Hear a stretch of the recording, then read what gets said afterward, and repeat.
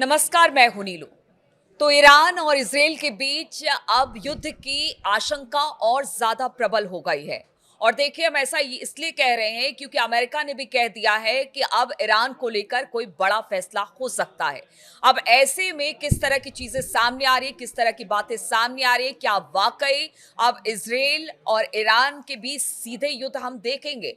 इस पर बातचीत करने के लिए मयंक मेरे साथ जुड़ गए हैं। मयंक, लगातार पिछले कुछ दिनों से हमने देखा कि बातचीत अमेरिका और ईरान के बीच में हो रही थी, लेकिन कहीं ना कहीं इजराइल लगातार इस तैयारी ओर कर रहा है। संकेत दे रहा है कि ईरान को लेकर वो कुछ बड़ा करने वाला है। ये क्या संकेत है? किस तरह से अब इजराइल ईरान पर हमला, या फिर ईरान भी अब पूरी तरह से तैयार है इजराइल के इस हमले का जवाब देने देखिए, के एक लिए? बहुत बड़ी खबर आई है इजराइल से। इजराइल ने अपनी सरफेस टू एयर मिसाइल्स, जिसे सैम भी कहा जाता है, इसको अपने दो बड़े एयर बेसिस पर डिप्लॉय कर दिया है। एक नेवातिम एयर बेस पे, दूसरा टेलनॉफ एयर बेस पे। तो इजराइल की तरफ से इन दोनों जगह पे मिसाइल डिफेंस सिस्टम, और जो डिफेंस सिस्टम उसे अमेरिका से मिला है, ये वहां पे लगा दिए गए हैं। साथ ही अपनी मिसाइल्स को भी तैनात कर दिया है इजराइल ने। अब देखिए, इजराइल की तरफ से जो डिप्लॉयमेंट हुआ है, ये उन जगहों पर हुआ है जहां पे पिछले साल ईरान ने अपनी मिसाइल्स से जो अटैक किया था इजराइल पे, 180 से ज्यादा बैलिस्टिक मिसाइल्स फायर की गई थी। वो मिसाइल्स जिन जगहों पर गिरी थी, वहां पे इजराइल ने अपना डिफेंस सिस्टम जो है वो लगा दिया है। ये एक बड़ा मिलिट्री डेवलपमेंट है। दूसरी तरफ से देखिए, ईरान की तरफ से एक बड़ा बयान आया है। आईआरजीसी, ईरान की जो सेना है, उसकी तरफ से बड़ा बयान आया है। उनका कहना है कि हमारी फिंगर भी बटन पे है, बटन दबा और इजराइल तबाह। देखिए, उनकी तरफ से ये संकेत दिए गए हैं कि अगर किसी भी तरह की कोई भी हरकत इजराइल की तरफ से होती है, अगर न्यूक्लियर, अभी जैसे कि खबर आई थी कुछ दिनों पहले कि अमेरिका की इंटेलिजेंस के थ्रू ये बात सामने आई कि इजराइल जो है वो ईरान के न्यूक्लियर ठिकानों पर हमला करना चाह रहा है। उसके बाद जिस तरह से ये मिलिट्री डिप्लॉयमेंट, मिसाइल का डिप्लॉयमेंट इजराइल की तरफ से, इसके ऊपर ईरान की बड़ी पैनी नजर है। और आईआरजीसी की तरफ से बयान आया है कि भाई, our finger is also on button, कि बटन के ऊपर हमारी भी फिंगर है। अगर कहीं से भी कोई भी हमला ईरान को होता है तो करारा जवाब दिया जाएगा। अब देखिए, ये जो डिप्लॉयमेंट, जैसा हमने आपको बताया कि इजराइल की तरफ से जो डेवलपमेंट है, ये उन जगहों पर है जहां पे पिछली बार मिसाइल्स गिरी थी। तो ईरान जो डिफेंस सिस्टम अमेरिका से मिला है इजराइल को, बात एक कि वो तैनात हो गए हैं। दूसरा, ये डेवलपमेंट को हम पिछले साल पिछली वार्निंग से जोड़ के अगर देखा जाए, जिसमें कहा गया कि इजराइल बड़ा हमला करना चाह रहा है, तो ये मामला एक बड़ी जंग की तरफ इशारा कर रहा है।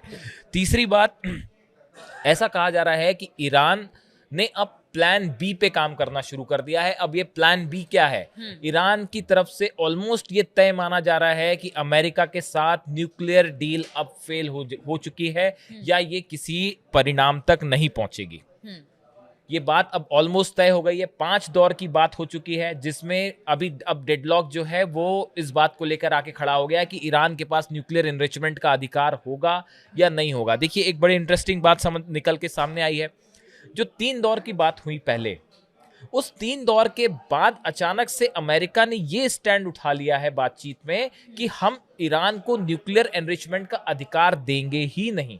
उसे अपना न्यूक्लियर एनरिचमेंट का पूरा जो सिस्टम है वो छोड़ना पड़ेगा, जिसके लिए ईरान तैयार नहीं है।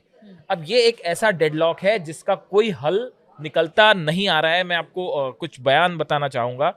एक इब्राहिम रजाई हैं, ये वहाँ के लॉ मेकर हैं और एडवाइजर हैं। इनकी तरफ से कहा गया है, I got disappointed and do not have much hope that the negotiations will lead to a deal. We are preparing for a plan B. Iran का प्लान बी क्या है, ये अपने आप में इसको लेकर एक्सपर्ट्स की अलग अलग राय है। ईरान अब ये तैयारी के साथ आगे बढ़ रहा है कि हो सकता है हमारे ऊपर किसी तरह का हमला हो। ईरान ने साफ किया है कि हमारे पास कोई न्यूक्लियर बॉम्ब नहीं है, ना हम किसी एटॉमिक बॉम्ब को बनाने की दिशा में आगे बढ़ रहे हैं। ये ऑफिशियल स्टैंड है ईरान का। और हमें सिर्फ अपने सिविल प्रोजेक्ट के लेकिन लिए। एक बात है, चलिए ठीक है, दोनों तरफ से अब ये हो रहा है कि इजराइल पूरी तरह से तैयारी कर ली है और ईरान ने भी कह दिया है कि अब चाहे किसी तरह से भी हो, जवाब इजराइल को मुंह तोड़ देना है। लेकिन ऐसे में जिस शांति की बात ट्रंप करते रहे, अगर यहाँ पर युद्ध जैसी संभावना बनती है या फिर युद्ध होता है, तो इसके क्या परिणाम देखते हैं आगे? हाँ। देखिए, ट्रंप की तरफ से एक नया बयान आया है ईरान को लेकर। ये बयान कल उन्होंने दिया है। ट्रंप का कहना है, we have had some very very good talks with Iran and I don't know if I will be telling you anything good or bad over next 2 days, but I have a feeling I might be telling you something good. देखिए, Trump ने एक बयान दिया, जो Trump का कहना है कि उन्होंने दो बातें कही कि एक तो पहली बात वो ये कह रहे हैं कि साहब अगले 48 घंटे में हम ईरान पे कोई बड़ा फैसला करने जा रहे हैं। दूसरी चीज वो ये भी कह रहे हैं कि ये फैसला अच्छा होगा या बुरा होगा ये भी अगले 48 घंटे में पता चल जाएगा, लेकिन उनका कहना है कि मेरा ऐसा सोचना है कि कुछ अच्छा होगा। तो ट्रंप इस तरह के बयान पहले भी ट्रंप की तरफ से आए हैं, जिसमें उन्होंने एक बार ये कहा, तो जैसे एक तरफ तो इजराइल अपनी मिसाइलों को तैनात कर रहा है और दूसरी तरफ कह रहे हैं कुछ अच्छा होने वाला देखिए, है। कैसे हाँ, ये दो अब तरह की ये बातें जो कैसे सवाल ये contradict? इसलिए है, देखिए ये इसलिए है, जो कुछ एक्सपर्ट्स कह रहे हैं उनका कहना ऐसा है कि न्यूक्लियर टॉक्स में कुछ निकल के नहीं आ रहा। अब सवाल ये है कि अगर न्यूक्लियर टॉक फेल हो जाती है तो ऐसी स्थिति में क्या होगा।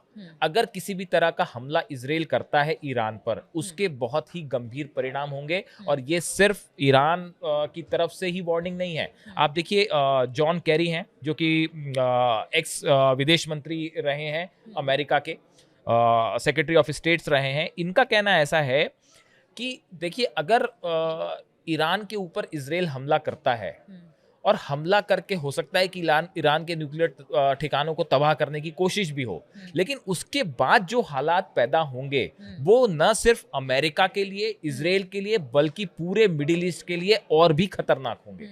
ये कौन कह रहा है? और इसका ये असर पूरी दुनिया पर पड़ेगा। ये जॉन कैरी कह रहे हैं, US former secretary of state खुद कह रहे हैं। मतलब अमेरिका के एक्सपर्ट्स भी ये मान रहे हैं कि ईरान पर हमला करना इतना आसान नहीं होगा, और अगर हमला किया तो उसके बाद जो पलटवार होगा वो बेहद गंभीर होगा।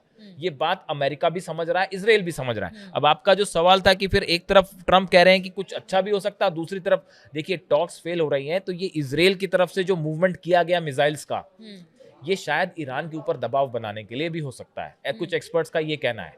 भाई देखिए, रशिया के जो सैटेलाइट्स हैं और वो क्लोजली मॉनिटर कर रहे हैं, जैसा एक्सपर्ट बता रहे हैं कि इजराइल में कोई भी डेवलपमेंट हो रहा है या फिर B-2 बॉम्बर्स को लेके कोई डेवलपमेंट है तो उसको सैटेलाइट्स क्लोजली मॉनिटर कर रहे हैं। अब ये जो बात समझ में आई है कि इजराइल ने अपना जो surface to air missile system deploy किया है नया नेवेतिम में और टेलनॉफ में, तो ये एक ईरान पे दबाव बनाने की कोशिश है कि देखिए, आप अगर डील नहीं करेंगे तो स्ट्राइक के लिए तैयार रहिए।